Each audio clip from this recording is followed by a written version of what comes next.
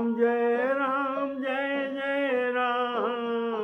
श्री राम जय राम जय राम, श्री राम जय राम जय राम, श्री राम जय राम जय राम। हमारे आदरणीय श्रोताओं, सबको श्री राम कथा के लिए सादर सप्रेम स्वागत करता हूँ। प्रेम से पधारिए। बोलिए सियावर रामचंद्र की जय। आप लोग पिछले एपिसोड में सुन रहे थे कि काकभूषुंडी जी गौड़ जी को उत्तरकांड में समझा रहे थे। जितना ज्ञान तत्व ये बताए रामायण में और अभी जो बताए हैं,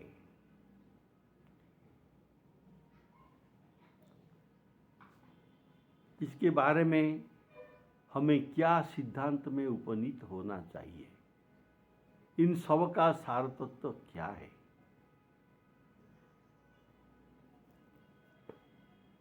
ये बात ये कह रहे हैं। जैसे श्री कृष्ण भगवान भगवद गीता के अंतिम अध्याय में 18 अध्याय में शेष अध्याय में कहे, हे अर्जुन, तुम्हें मैं सब कुछ ज्ञान उपदेश दे दिया, तो अभी मेरा अंतिम गुह्यतम बात सुनो। तुमने कर्म योग, ज्ञान योग, भक्ति योग बहुत कुछ सुना है, पुरुषोत्तम योग बहुत कुछ सुना है, लेकिन अभी सबका सार तत्व सुनो। अंत में यही सब कहना के उद्देश्य, तुम मेरा भक्त बन जा, मेरा पूजा करो, तुम मेरे में प्रवेश हो जाओगे।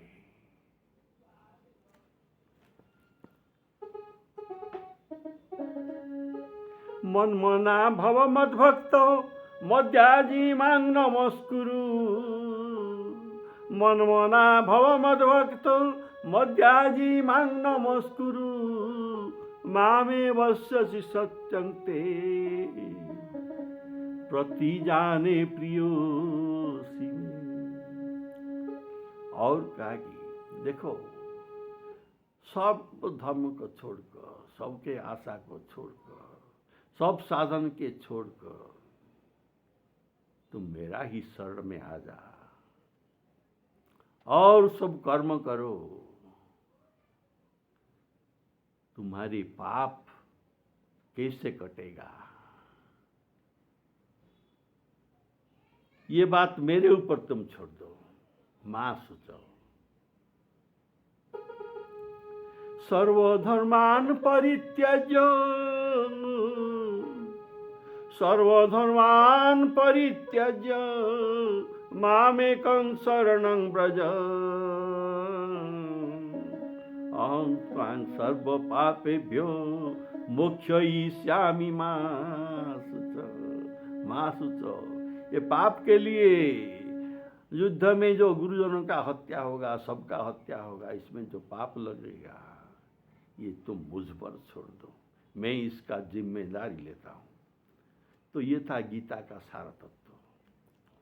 अभी रामचरितमानस का सार तत्व, अंत में हमें क्या ग्रहण करना चाहिए, यही बात सिखा रहे हैं काकभूषुंडी जी और गौड़ जी को। बोलिए सियावर रामचंद्र की। तो काकभूषुंडी जी कहते हैं, मैं जो कहता हूँ ये तो मेरा ही अनुभव है, पर मैं अपना अनुभव को, अपना सिद्धांत को प्रतिपादन करना नहीं चाहता, पर इसमें प्रमाण देता हूँ, दैव प्रमाण, शब्द प्रमाण,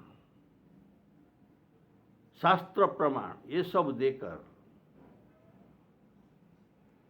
और मुनि ऋषियों के प्रमाण, ये सब देकर मैं अपना सिद्धांत तुम्हें बताता हूँ। प्रेम से ध्यान से सुनो। बोले श्याम रामचंद्र की जय। काकभूषण जी कहते हैं श्री शिव जी देखो जगत गुरु है, इनका वाक्य को कोई टाल नहीं सकता।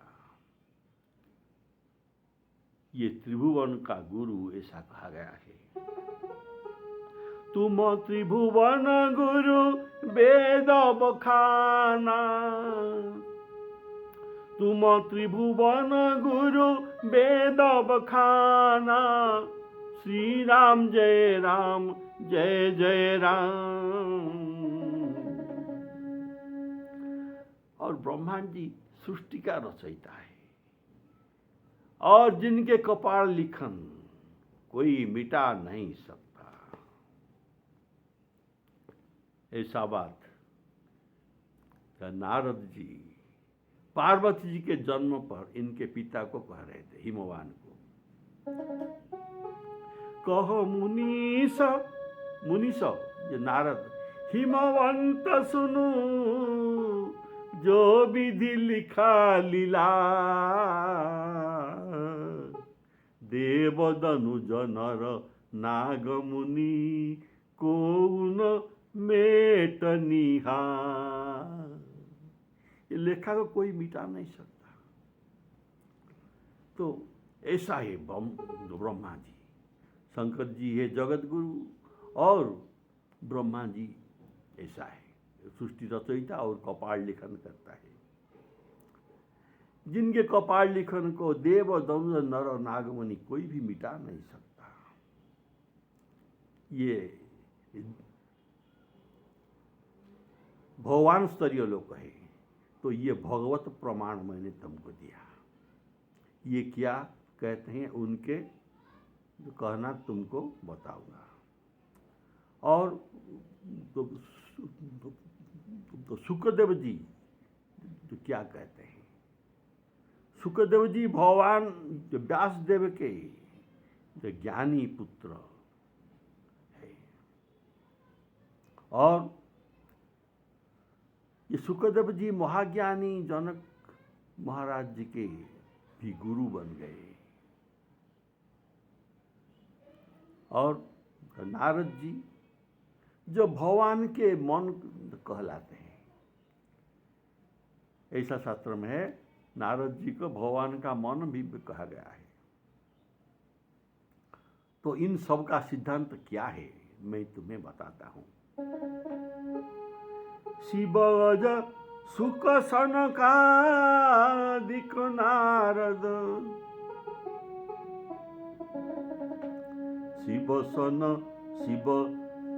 शिवज सुख सनकादिक नारद,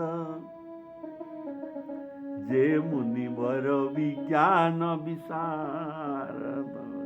ये कोई साधारण मुनि ऋषि नहीं है, विज्ञान भगवत तत्व का अच्छे तरह से इनको ज्ञान है। ये जन्म सिद्ध है और जीवन मुक्त पुरुष है। इनका सिद्धांत आपको सुनाता हूं। इनका सिद्धांत क्या है कि राम जी के पद पंकज को भजन करना चाहिए। ये सबका सिद्धांत एक ही सिद्धांत है कि श्री राम जी के पद पंकज को भजन करना चाहिए। राम जी के पद पंकज के भजन करने का भाव क्या है? राम जी के तो दो रूप है, सगुण रूप है और निर्गुण रूप है। निर्गुण रूप में ये घट घट में सब जगह में ये स्थित है और सगुण रूप में अवतार लेते हैं राम। तो इनका राम जी के पद पंकज अर्थात दशरथ राम जी के जो पुत्र है अयोध्या नरेश, वही राम जी के बारे में सब कहते हैं कि इनका पद पंकज को भजन करो। बोलिए श्यावर रामचंद्र की। देखिए, पहले शंकर जी क्या कहते हैं, क्यों राम जी का पद पंकज को भजन करना चाहिए। शंकर भगवान जी पार्वती जी को कहते हैं, क्या कहते हैं, उमा उमा कहूँ मैं अनुभव अपना, सत हरि भजन जगत सब सपना, सत हरि भजन जगत सब सपना। जगत सब स्वप्न है, स्वप्न अर्थात माया है, माया के तरफ ये स्वप्न है। स्वप्न कोई स्थिर वस्तु नहीं है, लेकिन श्री राम जी का भजन ये स्थिर वस्तु है। स्वतः हरि भजन, बोले श्यावर रामचंद्र की जय। और इसीलिए शंकर भगवान जी इस वर श्री राम जी से मांगते हैं, मेरा मन आपके भजन से कभी न टले, आपके भक्ति मेरे हृदय में सदा बना रहे। इसीलिए मैं बार बार वर मांगता हूँ, मुझे हर्षित होकर दीजिए प्रभु। बार बार वर मांगो हरषि देहु श्रीरंग, पद सरोज न पायनी भगति सदा सतसंग, भगति सदा सतसंग। ब्रह्मा जी का क्या कहते हैं, इनका सिद्धांत आप शंकर भगवान जी का जगत गुरु के आप सुने, त्रिभुवन गुरु के बात सुने सिद्धांत, ये कहते हैं राम भजन करो। तो ब्रह्मा जी क्या कहते हैं, ब्रह्मा जी कहते हैं अज व्यापक मेक अनादि सदा, अज व्यापक मेक अनादि सदा, करुणा कर राम नमामि मुदा। इनका भजन करते हैं, हे करुणा कर रामचंद्र मुझ पर कृपा कीजिए, मैं आपको सदा नमस्कार करता हूँ। और ये कहते हैं मैं आपको भजन करता हूँ, आप जो प्रभु है हे राम जी। ब्रह्मा जी कहते हैं आप बिना कारण सबको दया करते हैं। सभी संसार में जो स्वार्थी लोग हैं ये कारण के साथ ही दया करते हैं, इनका मतलब है दया में। तो आप बिना कारण दयाल है।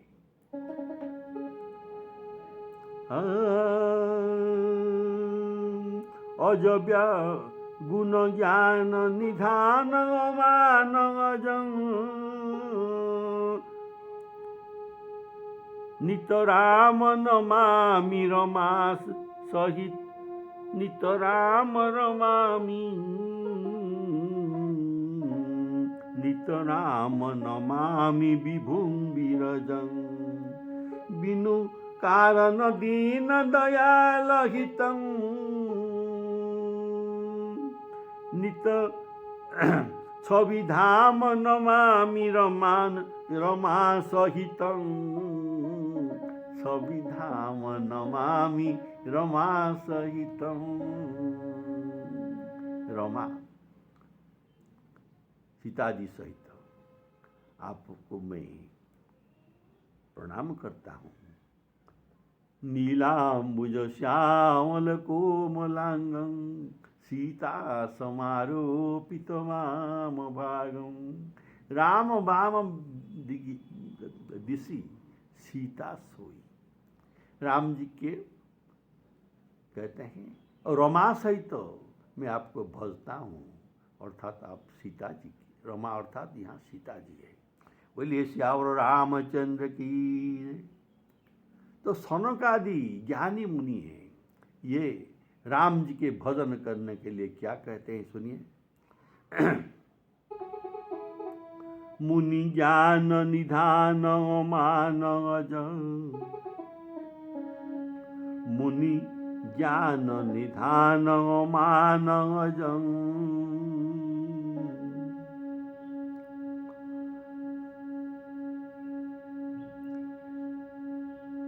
सियावर रामचंद्र की जय। सनकादि मुनि कहते हैं परमानंद कृपायतन, परमानंद कृपायतन, मन परिपूर्ण का, प्रेम भगति अनपायनी, हम ही देहु श्री राम। ये भी भगवान का भजन करते हैं और भगवान को प्रेम भक्ति का वर मांगते हैं। तो नारद मुनि जो भगवान के मन कहते हैं, तो प्रेम सहित मुनि नारद करत राम गुणगान।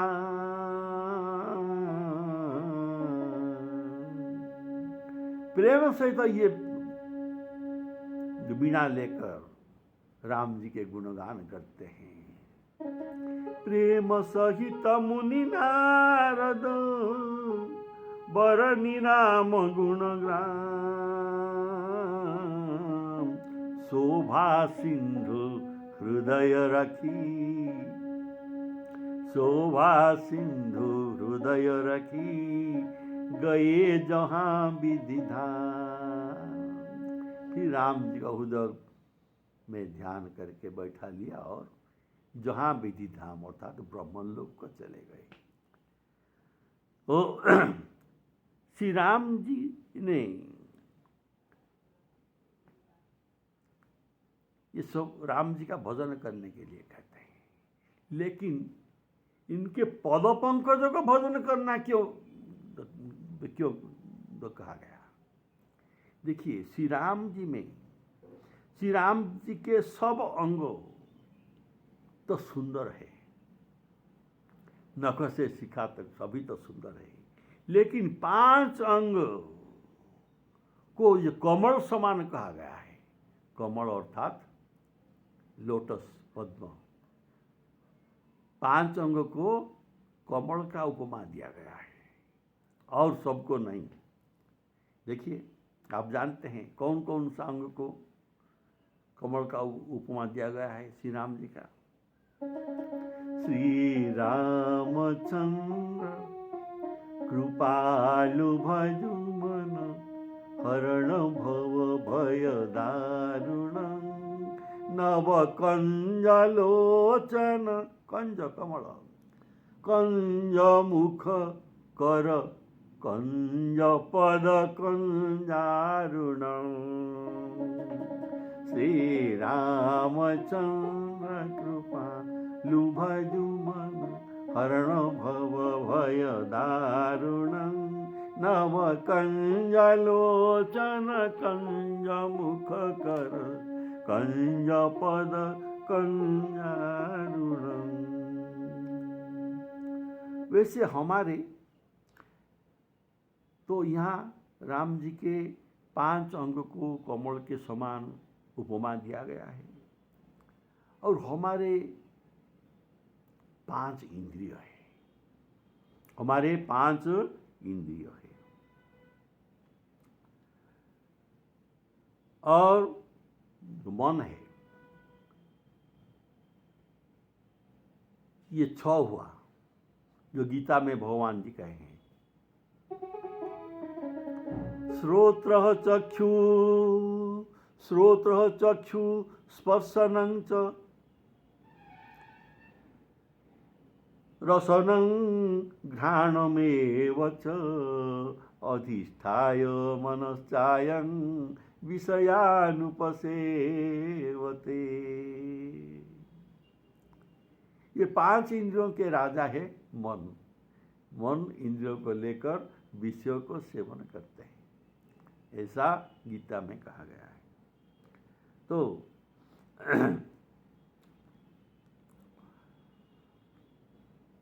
हमारे तो ये कितना हुआ, 5 इंद्रिय और मन 6 हुआ। तो हमारे मन को यहाँ भ्रमर कहा गया है। तो मन का भ्रमर का 6 पद है, 6 पद, 6 पद है, 6 पद, 6 पद कहा जाता है। तो भ्रमर को 6 पद तो कहा जाता है। तो ये 5 इंद्रियां और मन, हमारे मन को भ्रमर कहा गया, अर्थात हमारे मन को भ्रमर का उपमान दिया गया। और इसका 6 पद भी है। तो भ्रमर का प्यारा है कमल। बोलिए श्यावर रामचंद्र की। अपने मन को भ्रमर बनाकर श्री राम जी का मुख कर पद पंकज को पान करो। तो क्या, तो कैसे? बोले श्यावर रामचंद्र की जय। अर्थात ये 5 इंद्रियों और मन के द्वारा, 5 इंद्रियों का कौन सा जो प्यारा विषय ये तो पान करते हैं ना, रूप रस गंध, ये सब ये पान करते हैं। और भ्रमर भी ऐसा ही पान करता है। ये कमल के रूप में ये मोहित है, इनका रस पान करता है, इनका सुगंध भी लेता है। और कमल के जो कोमलता, ये भी इसे अच्छा लगता है। और पराग भी खाता है। बोलिए श्यावर रामचंद्र की। तो भ्रमर को कमल से रस, रूप, गंध, कोमलता और पराग, ये 5 वस्तु मिल जाते हैं। इसीलिए कमल इतना प्रिय लगता है कि, इसलिए भ्रमर को कमल प्रिय लगता है। कितना प्रिय ना, इतना प्रिय लगता है कि संध्या समय में जब कमल संपुटित हो जाता है, तब ये भी उसके अंदर रह जाता है। देखो, भ्रमर काष्ठ को भी ये काट कर ये निकल आ सकता है, पर कमल को ये इतना प्यार करता है कि इसे काट कर निकलता नहीं। बोले श्यावर रामचंद्र की जय। काष्ठ को छेदन करने वाले भ्रमर स्नेह के कारण कमल को नहीं काटता। कमल के जो 5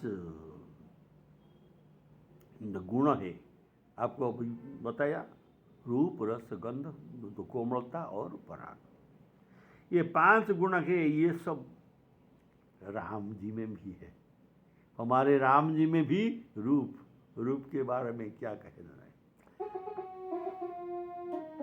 कंदर्प गणित अमित छवि नवनील नीरद सुंदरम।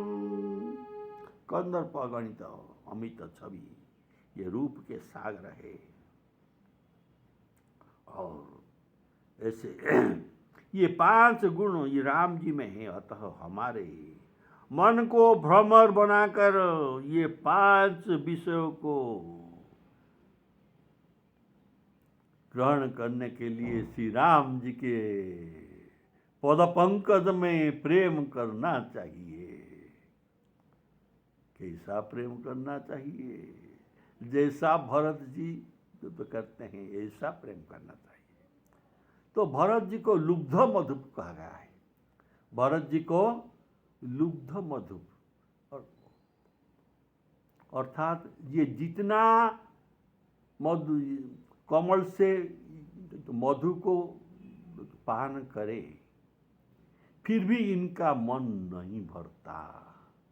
वहां से ये निकलता ही नहीं। तो ऐसा लुब्ध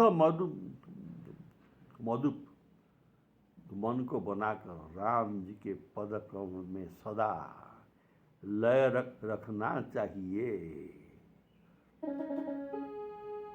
इसीलिए गोस्वामी जी भरत जी को वंदना करते हैं कि बंदौ प्रथम भरत के चरणा, जा सुने व्रत जाई न बरना। राम चरण पंकज मन जासु, लुब्ध मधु पईब तजई न पासु। राम चरण पंकज मन जासु, लुब्ध मधु पईब तजई न पासु। तो राम जी के चरण में प्रेम हो जाने पर विषय वासना स्वतः नष्ट हो जाता है। हमारे जो विषय वासना जो हमको बंधन में डालते हैं, संसार के विषय वासना, तो राम जी के चरण कमल में प्रेम हो जाने पर सभी विषय वासना स्वतः नष्ट हो जाता है। ऐसा गोस्वामी जी कहते हैं, उनके वाक्य है। राम चरण पंकज प्रिय जिनाहि, राम चरण पंकज प्रिय जिनाहि। जिनको राम जी के चरण पंकज प्रिय है, विषय भोगवश करहि कीति नहीं। विषय भोगवश करहि कीति नहीं। अर्थात विषय भोग की जो वासना होता है, प्रबल इच्छा, ये सब मिट जाता है। बोलिए श्याम रामचंद्र की जय। तो और देखिए, कमल में पराग होता है, तो राम जी के पद कमल में पराग कहाँ है? ये पद कमल के पराग के बारे में अहल्या जी स्तुति में कहते हैं, जी आपके जो रेणु है, पद का रेणु, पद का धूली, जिस पदपंकज धूली रेणु से मैं उद्धार पाया, मेरा शाप कट गया। ये पदपंकज के पराग है। ये पराग को सदा मेरा मन मधुप होकर, भ्रमर होकर पान करे प्रभु, ऐसा कहते हैं अहल्या जी। पद कमल परागा रस अनुरागा, मम मन मधुप करे पाना। मम मन मधुप करे पाना। अतः ब्रह्मा, शिवजी, सुखदेव, नारद, सबके यही मत है। आपने सब सुना? क्या मत है? ना राम जी के पद कमल में प्रेम करो, स्नेह करो, इनका भजन करो।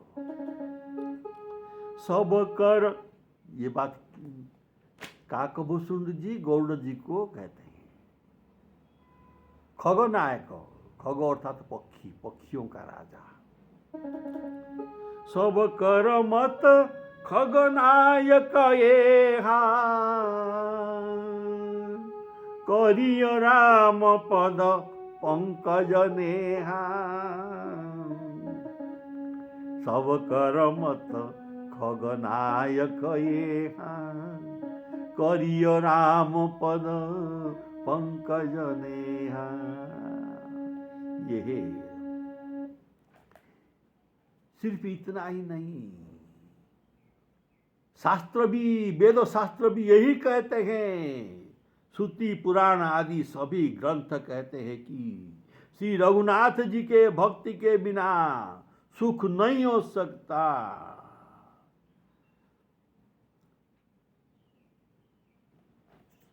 सुख नहीं मिल सकता। शास्त्र पुराण सब कहते हैं रघुनाथ के भक्ति के बिना सुख नहीं मिल सकता। तो इसके लिए